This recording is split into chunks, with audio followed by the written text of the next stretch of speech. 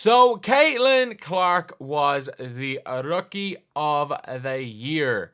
And you might be saying, Mick, it's Sunday. This was announced on Thursday. Why are you making videos about it? Because, one, I make videos about things. That is kind of my job, is to talk about things. It's my job to talk about topics. And it's my job sometimes to talk about, like, topics from different angles.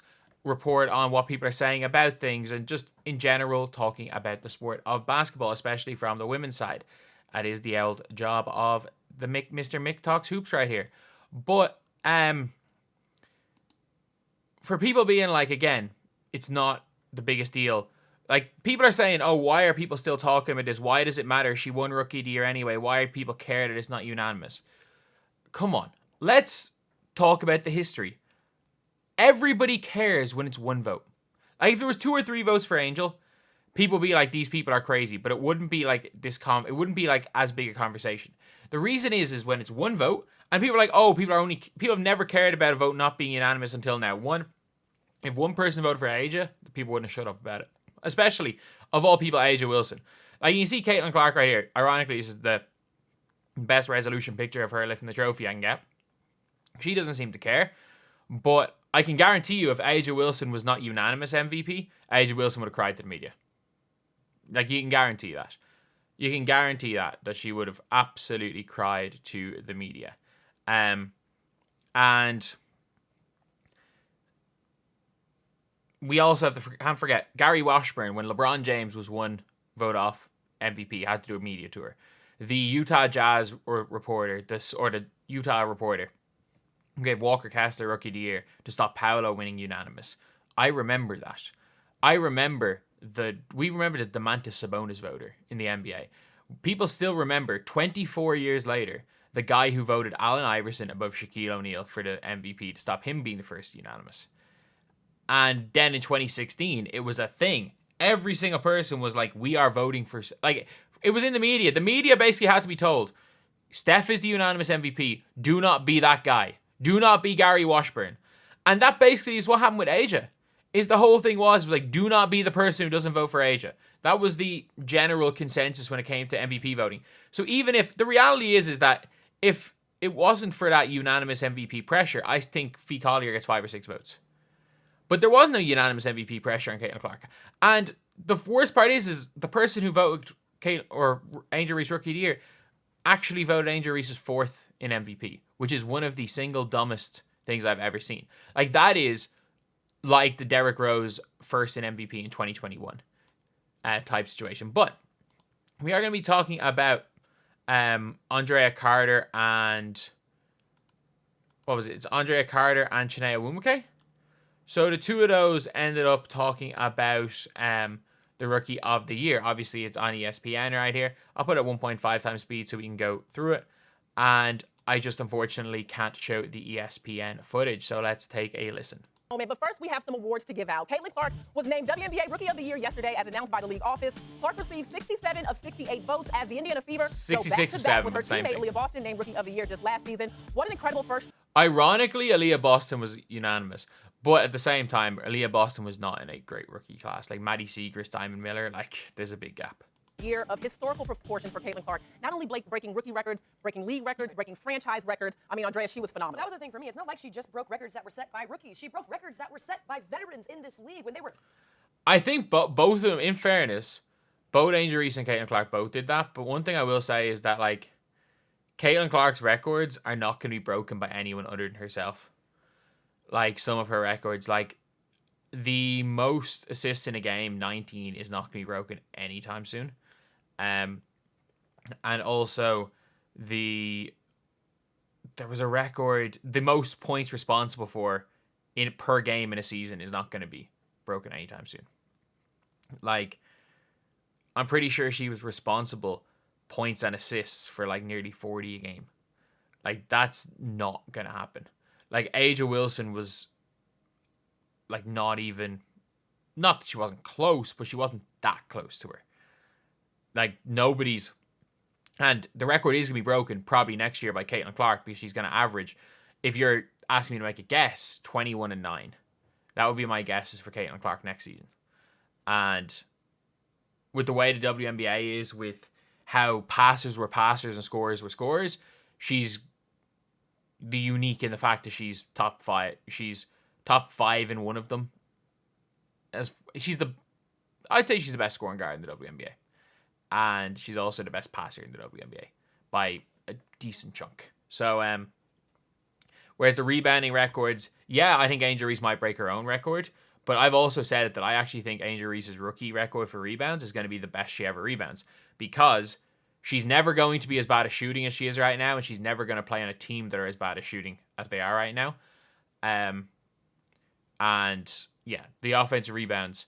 If her team shot better or if she shot better, she'd get less offensive rebounds. So I don't think she's going to break the rebounds per game record. Again, as the total records are all going to be broken, I think eventually Caitlin Clark beats the Vandersloot record, the real one, and not the fake bubble record where there was like 12 games in the season where she averaged 9.9 assists per game. The bubble record isn't a real record. That doesn't count. Like if you having an 18 assist game, I think it was 18 in the bubble where it's like a 12 game season. That's going to push your assist totals up massively. Double digits into their playing career, Caitlin Clark broke those records. For me, the individual performances of Caitlin were phenomenal. They were incredible. And my favorite part about her rookie season was how her team started to gel around her and how her chemistry with her teammates grew more and more and more with every game. That is the biggest reason why she was obviously rookie of the year, is that when the Fever started playing around Caitlin Clark, the Fever started winning. When the Sky started playing around Angel Reese, the Sky started losing. It's the truth. Like, I hate to say it, but it's the truth. Her play was outstanding, but how she elevated her teammates was also so fun to watch. Hats off to Caitlin. Should have been unanimous, but I'm just going to stop there. No, I'm going to pick it up because she should have been a unanimous Rookie of the Year. Just for some historical context, a lot of time Rookie of the Year is typically unanimous or very close to it. Aaliyah Boston was unanimous. I believe Ryan Howard had about like 53 out of 56 votes. Raquel Yoder, I think it was about 47 or 49. So it's typically close. But ever since, Angel Reese had that injury to me and also coming off of Olympic break, Caitlin Clark separated herself. Yeah. She should have been unanimous. Now to celebrate her, one thing that people forget is as a rookie, she was the most blitzed player in the WNBA, and she still put up 19, 5, and 8 assists, breaking like it was closer to, it was 8.5 assists, and until the last game of the year, where she only played 18 minutes, you could round up to 20-9. But that's probably in a 40 game season, you can start to go down. But you could have rounded up to 20-9 until the last game of the season. Like you said, the assist record. To be able to do that as a rookie in the face of that much defensive pressure, should have been unanimous. Should have been. I agree. It should have been unanimous. And one of the things that sticks with me is, well, she was the first rookie to get a triple-double. Right. You think of the greats that came into this league that hadn't been able to really make that happen. The other thing is what she did after the Olympic break. Almost 25 points a game and 9.3 assists a game. I thought the race was close before the Olympic break. It was close till about the midpoint. It was close till about 4 games before the Olympic break. Like, we can't forget what happened going into the Olympic break. Going into the Olympic break, Angel Reese had the stat padding games where she was like being hacked with 8 seconds to go in a meaningless game, and the 8 points where she got quadruple teamed off the ball to stop the double-double record when her team was down 20-something points. Like, coming into the Olympic break was where, Angel Reese has got 6 points with 3, or she's got 4 points with 5 minutes to go in the game. Obviously, maybe I'm exaggerating this one. Let's stop playing defense. Let's start leaking out. I've got she's got 7 rebounds with 4 minutes to go. Let's catch her own bricks a couple of times. Like, that was the stat pad era. Like, that was the 3 or 4 stat padding games in a row. And I don't think Angel Reese stat padded to break the record. And I will double and triple down on that. That Angel Reese did not stat pad to break the record, but while she was trying to extend the record, she became the queen stat padder for a 4 or 5 game period. Again, she's 22 years old. It was a 4 or 5 game period. It is what it is. Doesn't define her season, doesn't define her career, but it's the truth. We gotta like treat these WNBA players like they're athletes and not just like they're athletes. And the reality is, if an NBA player was doing that, like, I still remember, people still talk about Bob Sura stat pad in Hall of Fame. she and Angel, but after they had time to practice, after her teammates learned how to play with her, she just springboarded ahead. I think that second half really set the tone for me, for her to be, and should have been, the unanimous Rookie of the Year. And it wasn't just one triple-double. She had 2 on the season. And this is why we would love for the WNBA to make voting not anonymous. Because if you were the person that had Stand that on one it. vote, you should just be able to stand on it, and we should know who you are. In the NBA, voting is not anonymous. Yeah. So I would love for the WNBA to Agreed. make the voting so we see who put the votes where. That's And I stand by that. Like, because everyone being like, oh, everyone just wants to pile on the person voting. It just depends on who it is. It really does. Like, obviously, Cheryl Swoops doesn't have a vote. But let's just say in a hypothetical situation, she does have a vote. Then every single person is going to be already piling on Cheryl Swoops. People are already piling who they think it is. And then we have to know where it's like, for example, if it is Cheryl Swoops, we know that there's bias there. And she shouldn't be allowed to vote. But obviously she's not voting. It's just my just like a theory or a hypothetical situation. And then again, if it turned out, let's say hypothetically, I have a vote.